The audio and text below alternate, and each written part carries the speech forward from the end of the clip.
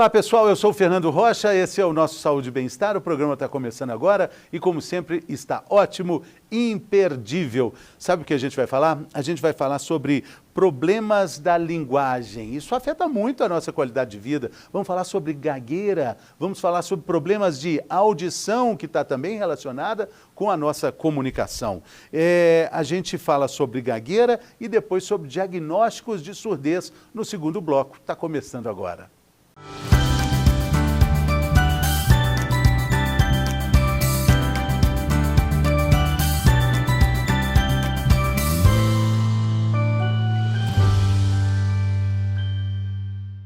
A maioria das pessoas que a gente conhece, né? Todo mundo que a gente conhece também alguém que troca uma letra, né? Um R que fica com uma pronúncia mais complicada. E também a gente conhece alguém que tem o problema conhecido como a gagueira. Será que isso tem ligação com fatores emocionais, com o ambiente à nossa volta? Vamos saber mais sobre isso, tratamentos, diagnósticos e até mesmo, por que não, prevenção? É possível? Vamos conversar com a fonoaudióloga e membro da associação, olha que interessante, Associação Brasileira de Gagueira, a Abragagueira. Estamos aqui com a Mariana Santiago, muito simpática, um sorriso lindo, trouxe tanta alegria aqui para o estúdio. Quando você entrou, você se viu ali no telão e falou, que maravilha! Ai, eu amei! Mas está bonito mesmo. Bem-vinda, querida. Obrigada. Abragagueira, que interessante, né? Sim. Quando a gente ouve essa palavra, já fala, oh, que legal, o que é isso, né? Sim, a Abragagueira é a Associação Brasileira de Gagueira. É uma associação que luta em prol dos direitos, deveres das pessoas que gaguejam e tem voluntariado dentro da Abragagueira. Todos nós somos voluntários. A gente tem grupos de apoios para as pessoas que gaguejam, que são gratuitos e pode participar qualquer pessoa que gagueja. E qual é o impacto? A gente fala com muita leveza sobre gagueira, né? Tem muitas piadas, né? Nossa! Tem um personagem que é o Gaguinho, né? Das histórias em quadrinhos, né? Sim. Ele é amigo do Pernalonga, né? O Gaguinho. Mas na vida real, a gente está falando de um problema muito difícil. Sim, estamos falando de um problema complicado que impacta a qualidade de vida de diversas pessoas, que tem uma normatização engraçada, difícil, que leva a pessoa que gagueja a ser mal interpretada pela sociedade. Porque a gagueira é só uma dificuldade involuntária na fala. Ela não está nervosa, a pessoa não está nervosa, não está ansiosa, não é porque ela não sabe o que ela vai falar. Então, quando nós temos personagens como o amigo do Pernalonga, quando a gente tem personagens midiáticos que são engraçados, gera um impacto enorme, porque a gente não leva a gagueira a sério como deve ser levada. E a pessoa que gagueja se sente mal, impacta negativamente na qualidade de vida, é muito ruim. Eu imagino. E você disse que, né, a gagueira acontece por uma dificuldade, né, orgânica de pronunciar as palavras. A pessoa que está gaguejando, ela não está nervosa, ela não está com medo, ela não está com dificuldade de entender o que vai ser dito. Mas, quando ela gagueja, existe uma pouca receptividade do ambiente, aí ela fica nervosa, aí ela fica com dificuldades emocionais também?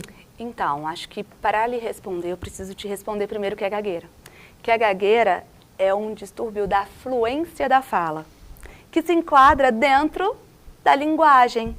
Mas a gente conseguiu, dentro da fonoaudiologia, um avanço muito grande, que é a especialidade de fluência. Porque a fluência é o que eu estou fazendo aqui com você agora. Estou sendo fluente, falando, mas para eu falar fluente, eu preciso de um processo, um processamento da fluência da fala. A gagueira ela acontece no cérebro. Diversos estudos de neuroimagem, estudos assim que eu sou apaixonada, porque antes nós ficávamos somente na parte emocional. Os estudos estavam ali direcionados para a parte emocional.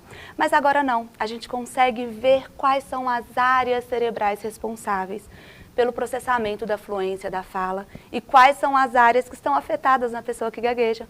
Então, ela é um distúrbio de um neurodesenvolvimento que geralmente acontece no processo de aquisição da linguagem da fala. Não são todas as crianças que gaguejam, que isso também é um mito. que geralmente fala, tá gaguejando, vai passar, espera, porque todo mundo gagueja. Não, só 5% das crianças gaguejam. O que acontece é que dessas 5%, 80% se recuperam com ou sem terapia fonoaudiológica, porque elas estão no processo de desenvolvimento da linguagem. Mas não significa que lá naquele mapeamento cerebral que eu falei do início, o cérebro já começou as conexões, opa, a fluência vai vir para cá, vai, sabe? Então começa nesse momento a criança a gaguejar.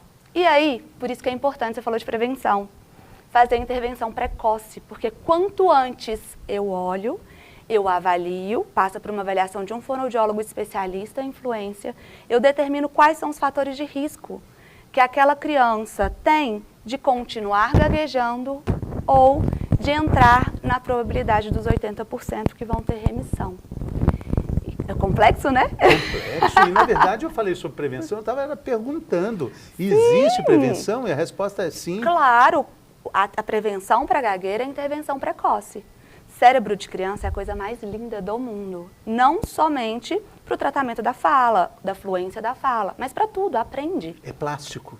É plástico. A gente fala de plasticidade cerebral. Plasticidade cerebral, ou seja, é moldável, é algo que pode ser contornável ali, né? Trabalhado. Exatamente. Quando a gente fala dessa questão da gagueira, ela acontece no cérebro. Só que diversos fatores vão influenciar para que eu tenha uma fluência da fala alterada. Por exemplo, aqui quando eu entrei, eu fiquei super empolgada e nervosa também, obviamente. Por mais que eu adore falar sobre o tema, é um programa.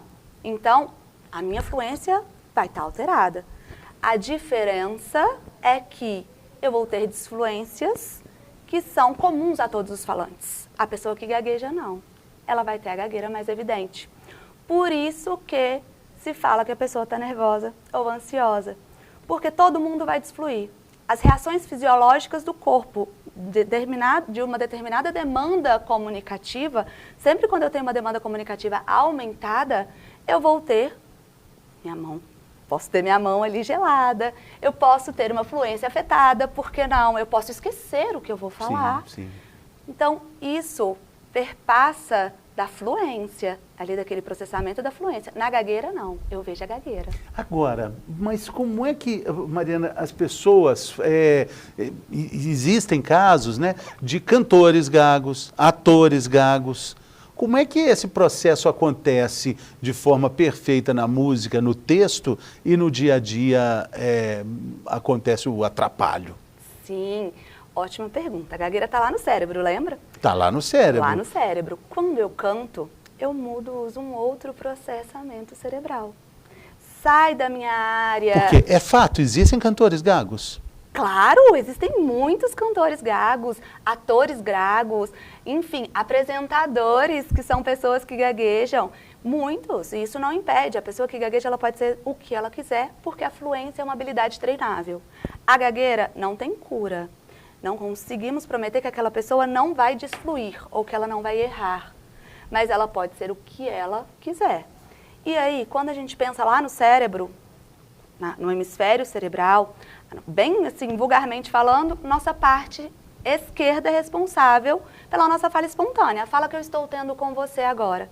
Já o meu hemisfério direito é responsável pela minha criatividade. E o canto está onde?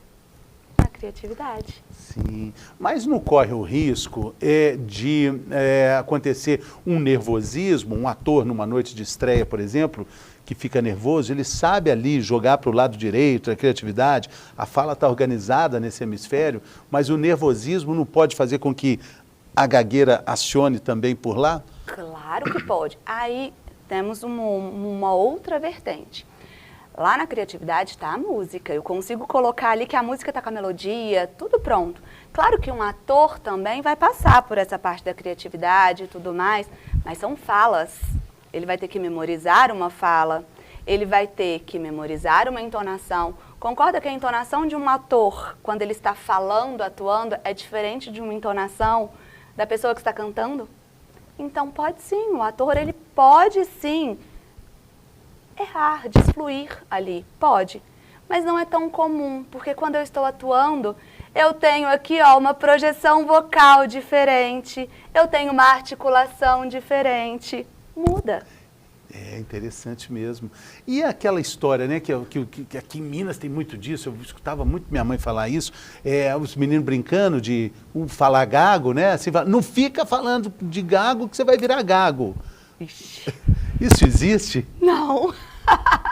Gagueira não pega, Tá, gente. mas isso não é real, mas essa situação existe nas famílias, né? Nossa, existe. E essa situação ainda está leve perante a todas as situações que eu escuto no meu dia a dia no consultório. É mesmo? Me conte Nossa, outra então, escuto sem querer de fazer tudo. fofoca.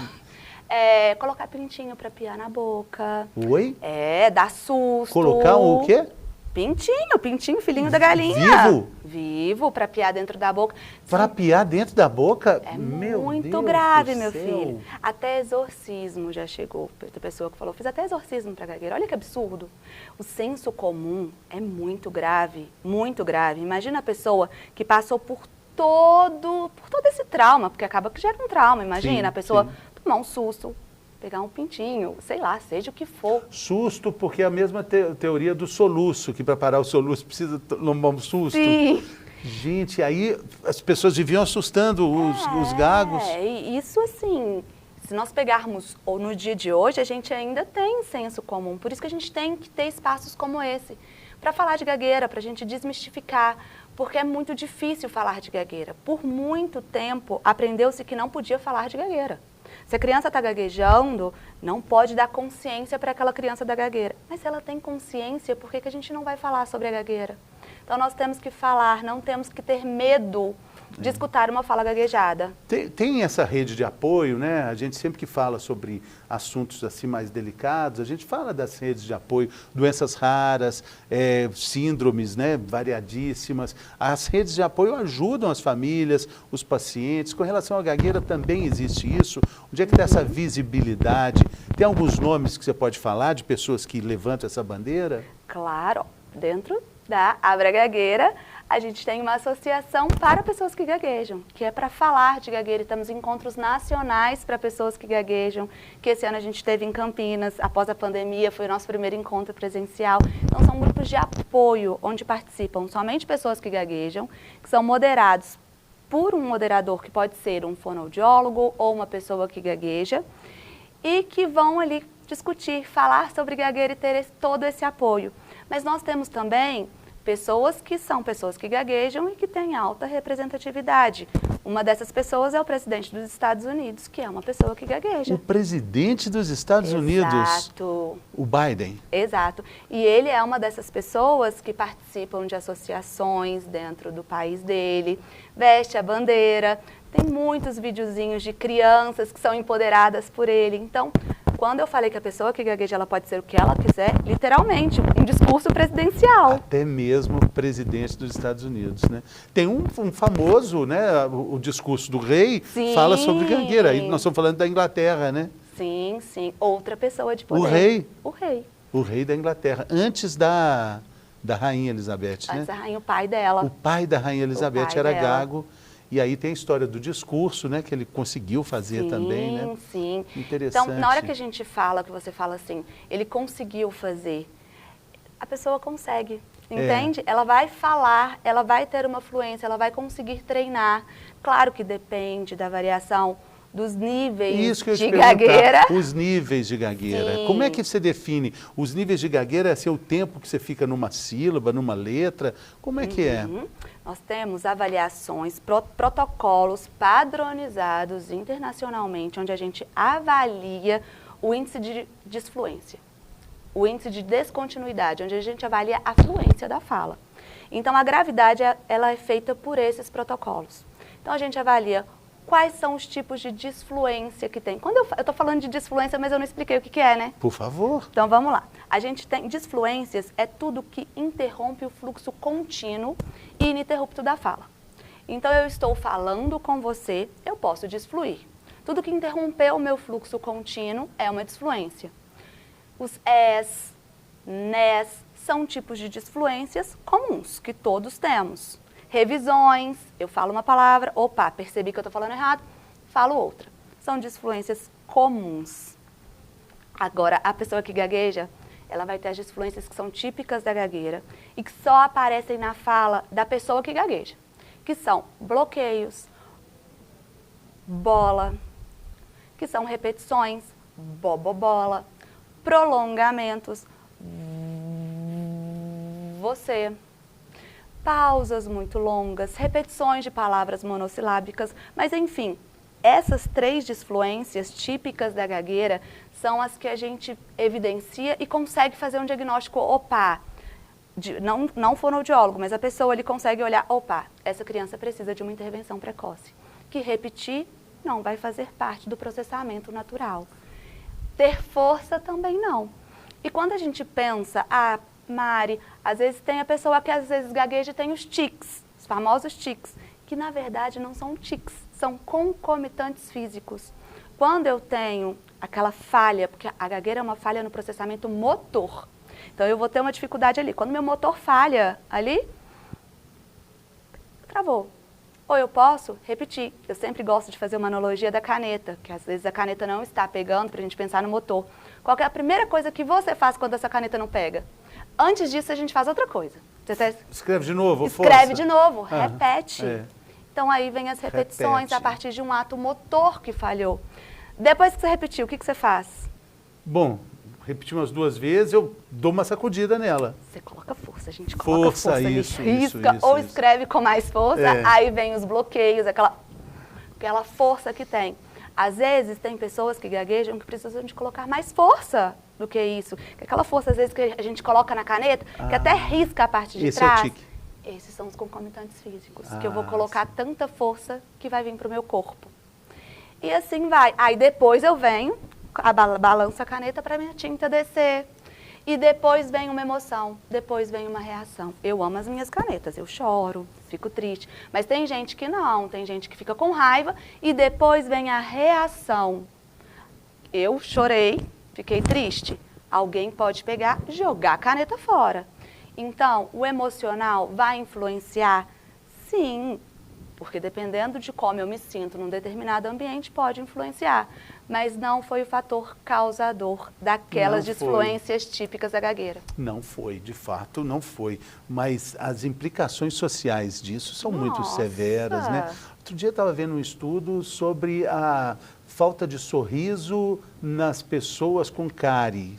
E o que acarreta a impossibilidade do sorriso, de uma comunicação mais ativa, por causa do dente cariado, principalmente o dente da frente. Imagina que dificuldade a pessoa não rir. E como isso vai desenvolver na vida social dela? Péssimo. E o sorriso, você ainda tem algo funcional ali que você vê. Na gagueira, não. Na gagueira, a pessoa não vê, ela só sente. Existem pessoas, e a gente falou dos protocolos, né? Quando eu parei ali no meio para explicar o que eram as disfluências típicas, existem protocolos para avaliar o índice, o grau da gagueira, mas existem protocolos para eu avaliar o impacto que essa gagueira tem na qualidade de vida da pessoa que gagueja. E aí é que é bárbaro, porque o impacto não vai junto com o grau da gagueira. Nem sempre. Então eu posso ter pessoas que gaguejam quase nada, a gente nem vê, a gente chama de gagueira encoberta, que é aquela gagueira que a gente não vê, que é super difícil de fazer o diagnóstico, mas que tem um impacto aqui, ó, lá em cima na qualidade de vida daquela pessoa, que impede ela de ir na padaria, de pedir um pão, de falar, e ela tem uma boa fluência, mas um bom índice de fluência. Tem a gagueira, mas com um bom índice, de um grau bem pequeno. Agora, eu tenho pessoas com gagueiras severas, com impacto lá embaixo, que falam tudo, que fazem tudo, que a gagueira não impede nada. Então, olha o quão difícil. Não é só...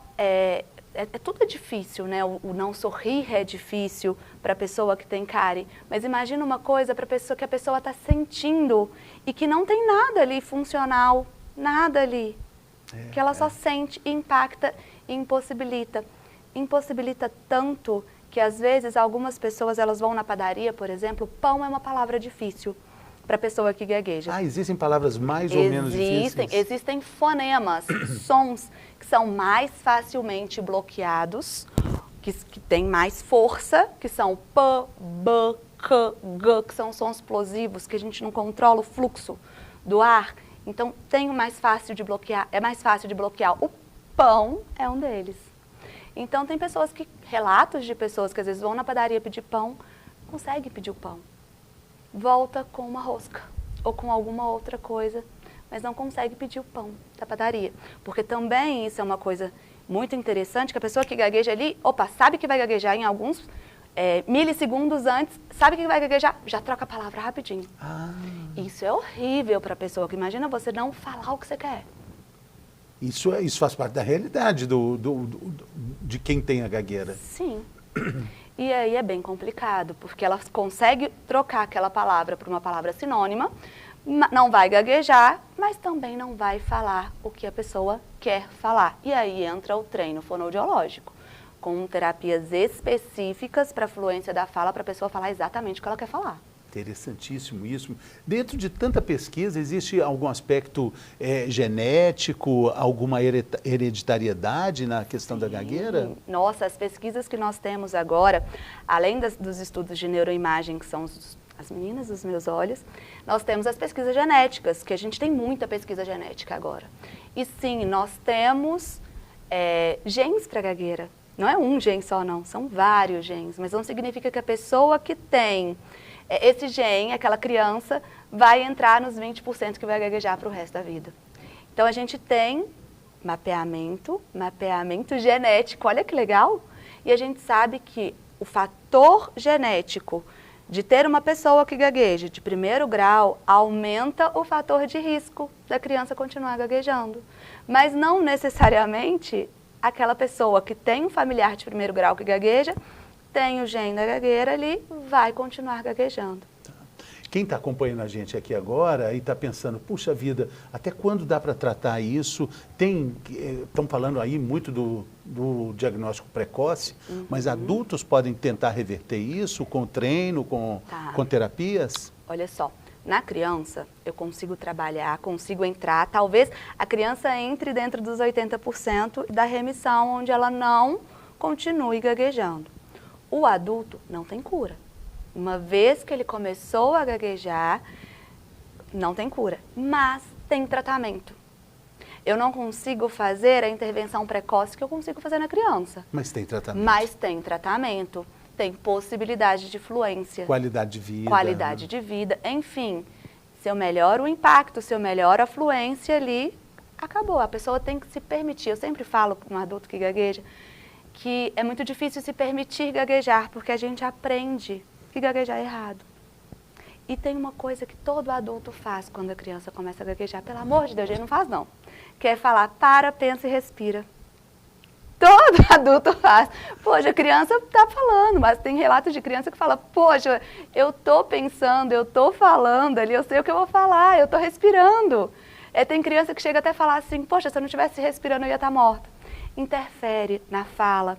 E aí a criança que gagueja começa a ter uma identificação como falante e se identifica como um mal falante. E essa criança que gagueja, que se identifica como um mal falante, porque ela pode sim entrar dentro dos 20%, mas não significa que aquela gagueira ali está persistente do desenvolvimento, que é o tipo de gagueira que a gente chama, que é a mais comum, não significa que aquela criança não vai ter uma boa qualidade de vida, ou que ela não vai fluir. Acontece que em alguns momentos ela vai desfluir, assim como o adulto. Mas no adulto é um pouquinho mais difícil, porque já vem com uma carga da gagueira. Sim, e todo o impacto social que ele carregou. Claro! Aquele peso nas costas ali de toda a experiência vivida, né? Exatamente. Bom, é o seguinte, Mari, a gente tem aqui o quadro que se chama Mitos e Verdades. Mitos e Verdades. Quando fala de gagueira, é um pano para manga, né? Dá pano para manga, né? Vamos lá, então? Claro, vamos lá. Então, vamos.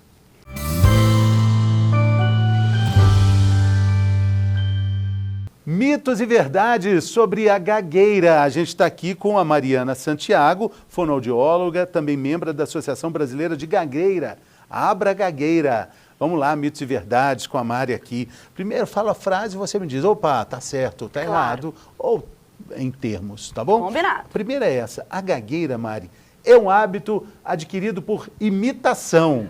Super mito. Muito mito. Não é porque A pessoa está gaguejando, a criança está gaguejando, que a outra vai gaguejar. Ou porque o pai está gaguejando, que aquela criança também vai gaguejar. Se o pai estiver gaguejando e aquela criança gaguejando também, não é imitação. Lembra que eu falei da genética? Bora fazer uma avaliação. Olhar isso, tá? né? Mas gagueira não pega por imitação. Ninguém adquire a gagueira por conviver com uma pessoa que também é gaga. Isso é mito ou é verdade? Ninguém adquire a gagueira por conviver. É por convivência, ou Não. seja, gagueira não pega, né? Gagueira não pega. Mito também. Não, é verdade. Ah, é verdade. Gagueira eu tô não sendo pega. pega. Tô sendo pega no mito de verdade. Não, gagueira não pega, é gagueira verdade. não pega, né? Ninguém adquire gagueira por conviver com alguém que também tenha a gagueira, né? Criança gagueja porque quer chamar a atenção dos pais. Nossa Senhora! Super mito. Ninguém vai gaguejar para chamar atenção. Acho que a gente já falou sobre isso também, que está lá no cérebro. Não é para chamar atenção. Pessoas com a gagueira não gaguejam cantando. Mito ou verdade? Então, é verdade, mas sabe aquela que toda regra tem exceção? Pode ser que a pessoa gagueje cantando, sim. A gente não sabe o nível, além da questão da parte dos locais do cérebro, a gente também tem neurotransmissores que são responsáveis. O mais famoso é a dopamina. Então, eu não sei como está o cérebro daquela pessoa. Eu vi num curso um vídeo de uma criancinha cantando e gaguejando. Então, é uma verdade, mas sabe aquela que toda regra tem exceção? Mas também passa pelaquela questão do processamento, do lado lá direito, é uma outra área cerebral, o ritmo, a melodia, a música, a letra, tá tudo pronto. Sim. A outra questão pode-se pegar gagueira por imitação ou por ouvir uma outra pessoa que também gagueja? Mito ou verdade? Mito. Mito. Bom que você mesmo já respondeu. Não, porque a gente já tinha falado bastante aqui para entender Ótimo. isso, né? E para completar o seu mito e verdade, a pessoa que gagueja, agora é para você.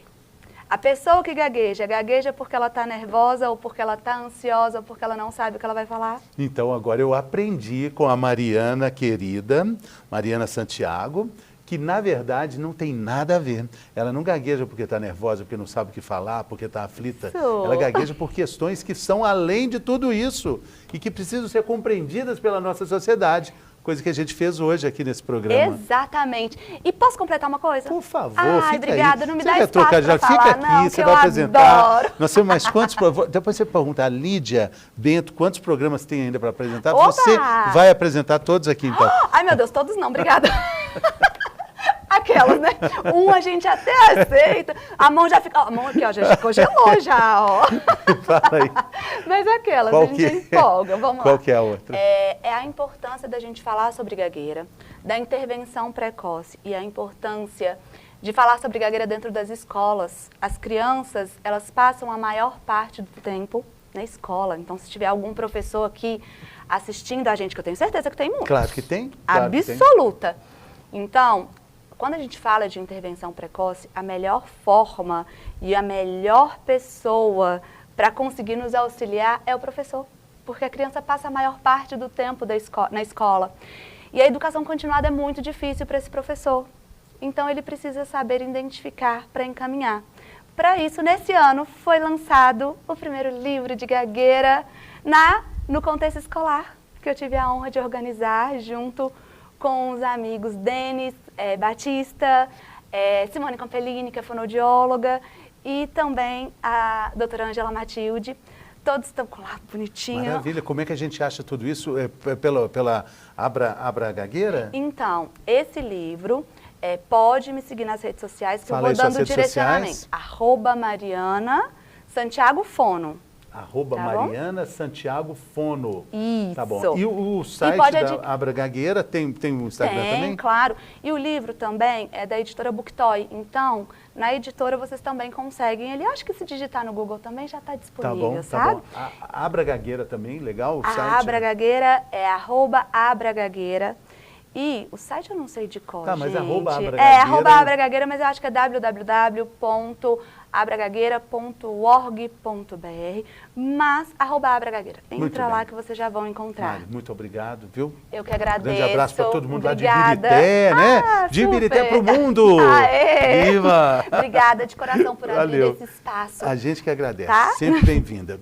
E daqui a pouco a gente volta. Vamos falar também sobre a surdez e os problemas de comunicação. É daqui a pouquinho.